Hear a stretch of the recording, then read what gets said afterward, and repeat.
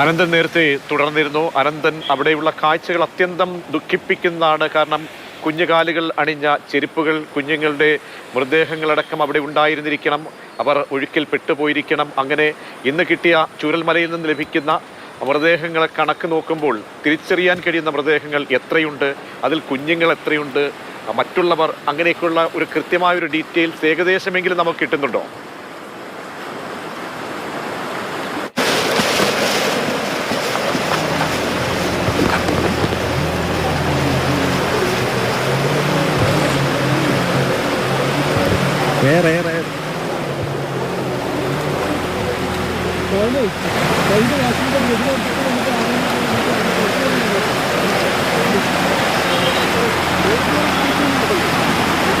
പ്രതീക്ഷ, ഇവിടെ നമ്മളിപ്പോൾ മൃതദേഹങ്ങളുടെ എണ്ണം പറഞ്ഞിട്ട് യാതൊരു കാര്യവുമില്ല. കാരണം എവിടെ കുഴിച്ചാലും, എവിടെ ഒരു മണ്ണ് നീക്കിയാലും അവിടെ ഒരു കുഞ്ഞു കൈയോ അതല്ലെങ്കിൽ വിരലുകളോ ഒക്കെ കാണുന്ന ഒരു സങ്കടപ്പെടുത്തുന്ന അവസ്ഥയാണ്.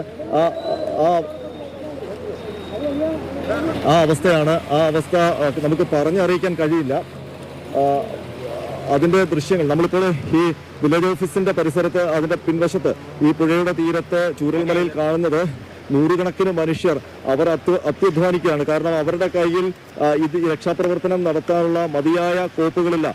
അവർ ഈ അമ്പും വടിയും ഒക്കെ ഉപയോഗിച്ചിട്ടാണ്. അവർക്ക് യന്ത്രസാമഗ്രികൾ വേണം. അവർ നിരന്തരം നമ്മളോട് പറയുന്നത് ഈ യന്ത്രസാമഗ്രികൾ എത്തിക്കൂ, അത് അല്ലെങ്കിൽ അവർ കൊണ്ടുവന്ന സാധനങ്ങൾ അവിടെ തടഞ്ഞു ഇട്ടിട്ടുണ്ട്, അതെങ്കിലും വിട്ടുതരൂ എന്നാണ് അവർ പറയുന്നത്. അപ്പോൾ ഈ നേരത്തെ ചേട്ടാ ഒരു മിനിറ്റ്, നിങ്ങള് നേരത്തെ പറഞ്ഞല്ലോ ഇന്നലെ ഇന്നിപ്പോൾ എന്താണ് നിങ്ങൾ നേരിടുന്ന പ്രതിസന്ധി? അല്ല, ഇന്നിപ്പോ ഈ സമയം വരെ ആയിട്ട് നമ്മളിപ്പോ ഈ രാവിലെ മുതൽ ഈ സമയം വരെ ഈ ഒരു കുഞ്ഞ് ഹിറ്റാച്ചിയാണ് ഇവിടെ വന്നിരിക്കുന്നത്. നമുക്കിവിടെ ഹിറ്റാച്ചി വേണം. അങ്ങനെ നമുക്കിത് മനുഷ്യനെ കൊണ്ട് പറ്റുന്ന പണി ഇത് ഈ പറഞ്ഞ ഇത്രയും വലിയ മരങ്ങൾ, വലിയ 6 അടി വണ്ണത്തിലുള്ള മരങ്ങളൊക്കെയാണ് വന്ന് കിടക്കുന്നത്, കുന്നുകൂടി കിടക്കുന്നത്. ഇതിനെ കട്ട് ചെയ്ത് ഇവിടുന്ന് നീക്കം ചെയ്യാന്ന് പറയുന്നത് നമുക്ക് മനുഷ്യനെ കൊണ്ട് മാത്രമായിട്ട് ചെയ്യാൻ പറ്റില്ല. മിഷനറിയാണ് നമുക്ക് വേണ്ടത്. മെയിനായിട്ട് ഹിറ്റാച്ചി നമുക്ക് വേണം. JCB വന്നുകൊണ്ട് ഇവിടെ ഒന്നും ചെയ്യാൻ സാധിക്കത്തില്ല. അപ്പോൾ ഇവരുടെ ഈ രക്ഷാകരത്തിന് ശക്തി പകരുന്ന യന്ത്രസാമഗ്രികൾ എത്തിക്കണം. ഇപ്പോൾ ഒരു JCB മുകളിൽ എത്തിയിട്ടുണ്ട്. അത് താഴേക്ക് വരണമെങ്കിൽ വലിയ പാടാണ്. അതിന് വഴിയൊരുക്കണം. അതിപ്പോൾ ആ കാപ്പിത്തോട്ടത്തിന് ഇടയിലൂടെ ഒരു വഴി ഉണ്ടാക്കി താഴേക്ക് വരാൻ പോവുകയാണ്. പുഴയുടെ നേരത്തെ പുഴ ചെറിയ പുഴയായിരുന്നോ അതോ വീതി പുഴയാണോ? ഇത് ഞങ്ങൾ വടകര എന്ന് പറഞ്ഞ ടീമാണ്, SAS സ്വാതന്ത്ര്യം ടീം. ഞങ്ങൾ ഇന്നലെ രാത്രി 8 മണിയോടുകൂടി ഇവിടെ സംഭവ സ്ഥലത്തെത്തി. ഇന്ന് രാവിലെ 7 മണിയോടുകൂടി ഈ വില്ലേജ് ഓഫീസിന്റെ പരിസരത്ത് പരിശോധനയ്ക്ക് വന്ന് ചെറിയ കൈവാളും മറ്റ് കയറുകളും ഉപയോഗിച്ചു. രാവിലെ തന്നെ ഏകദേശം 3 ബോഡി ഞങ്ങൾ ഇവിടുന്ന് എടുത്ത് ആശുപത്രിയിലേക്ക് മാറ്റിയിട്ടുണ്ട്. അതിനുശേഷം ഇപ്പം ടോട്ടല് 5 വലിയ ആളുകളുടെയും ഒരു കുട്ടിയുടെയും ബോഡി ഇപ്പം ലഭിച്ചു.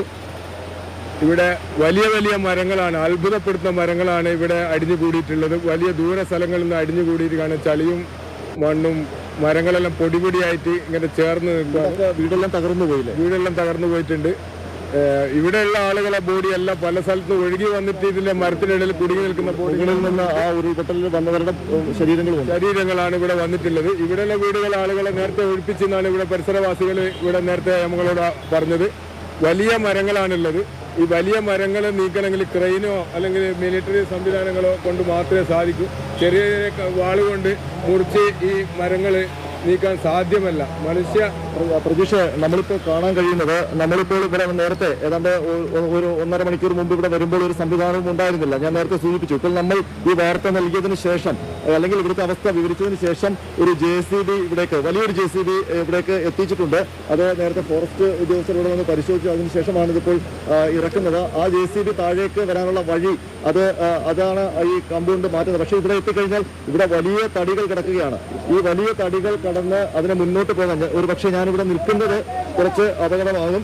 അതിന് ആ JCB താഴേക്ക് വരുമ്പോൾ മണ്ണ് കൂടുതൽ ഇളകുകയും ചെയ്യും. ഈ JCB കൂടി എത്തിക്കഴിഞ്ഞാൽ അവിടെ കുറച്ചുകൂടി വേഗതയിൽ ഈ രക്ഷാപ്രവർത്തനം നടത്താൻ കഴിയും. കാരണം അത്രയേറെ മരങ്ങൾ അവിടെ കടപുഴകി കിടപ്പുണ്ട്. അത് മുകളിൽ നിന്ന് ഉരിച്ചു വന്ന മരങ്ങളുമുണ്ട്. ഈ കാപ്പിത്തോട്ടത്തിലുണ്ടായിരുന്ന വൃക്ഷങ്ങളും കടപുഴകി കിടപ്പുണ്ട്. അതൊക്കെ കുറേയേറെ ഇവർ കൈവാളുകൾ കൊണ്ട് മുറിച്ച് മാറ്റി. അപ്പോൾ ഇനി മുകളിൽ നിന്ന് ഒലിച്ചു വന്ന കൂട്ടത്തിൽ വീടുകളുണ്ട്. ആ വീടുകളുടെയൊക്കെ അവശിഷ്ടം, ഗേറ്റുകളുടെ അവശിഷ്ടം, അങ്ങനെ പല നമുക്ക് ആ ഒരു എന്തൊക്കെ കാഴ്ചകളാണ് ഇവിടെ കാണുന്നതെന്ന് വിവരിക്കാൻ തന്നെ കഴിയുന്നില്ല. വളരെ കരളലിയിക്കുന്ന ഒരു സംഭവം. എൻ്റെ ചെറിയ സ്കൂളിൽ പോകുന്ന മകന്റെ പ്രായത്തിലുള്ള കുട്ടിയാണെന്ന് തോന്നുന്നു.